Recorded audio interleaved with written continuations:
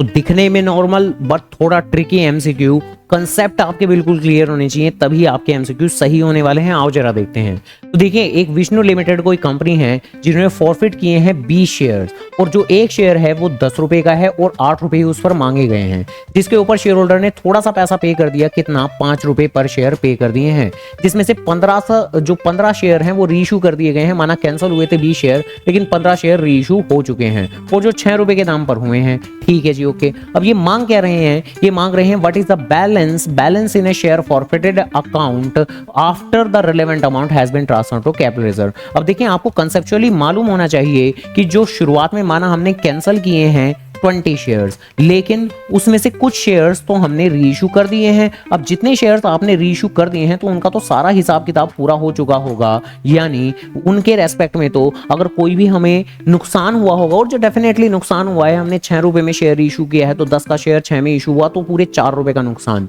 तो जो भी हुआ होगा, लॉस को हमने सेट ऑफ किया होगा, बाकी बची हुई अमाउंट हमने कैपिटल रिजर्व में ट्रांसफर कर दी होगी। लेकिन मेन मुद्दे की बात कि सारा कुछ निपट गया होगा आपका 15 शेयर्स का, तो बचा कितना होगा? सिर्फ 5 शेयर्स की कहानी बची होगी, क्योंकि ये फिलहाल के लिए कुछ ये नहीं मांग रहे आपसे कि कितना आप कैपिटल रिजर्व में ट्रांसफर करोगे, ये मांग रहे हैं कि शेयर फॉरफिटेड में बचा हुआ बैलेंस कितना होगा। तो जो बचा हुआ बैलेंस होगा, जो लेफ्ट बैलेंस होगा, वो तो सिर्फ 5 शेयर्स के रेस्पेक्ट में ही होगा। तो आपको जो इस क्वेश्चन में एंटायर कहानियां सोचनी है वो सिर्फ 5 शेयर्स के हिसाब से सोचनी है। वो शेयर फॉरफिटेड में आता कौन सा पैसा है? जो शेयर होल्डर पे कर चुका होता है, उसमें से 10 में से 8 रुपए मांगे गए, सिर्फ 5 रुपए ही उसने पे किए हैं। तो शेयर फॉरफिटेड में जो बैलेंस क्रिएट हुआ होगा वो 5 रुपए के हिसाब से हुआ होगा मेरे बाबू। तो यहां पर इनिशियली 5 रुपए के हिसाब से 100 रुपए का बैलेंस क्रिएट हुआ होगा। लेकिन हमें यहां नहीं सोचना, आपको ये नहीं सोचना आपने कितने शेयर रीइशू कर दिए, वो नहीं सोचने, आपको बैलेंस लेफ्ट सोचना है। तो वो सिर्फ 5 शेयर्स का ही बैलेंस लेफ्ट होगा, तो 5 रुपए के हिसाब से वो आपका सीधा सीधा 25 रुपए हो जाएगा। आपका ध्यान रखिएगा। तो ऑब्वियसली इस क्वेश्चन को सोल्व करने का एक लंबा और मुश्किल मेथड भी है,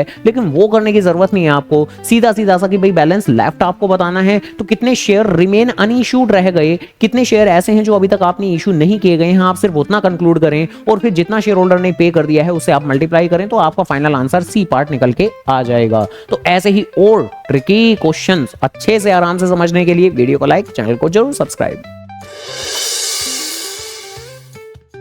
तो करना, करो ना भाई, क्यों नहीं आप कर रहे? कहाँ थे ज्ञानी बाबा?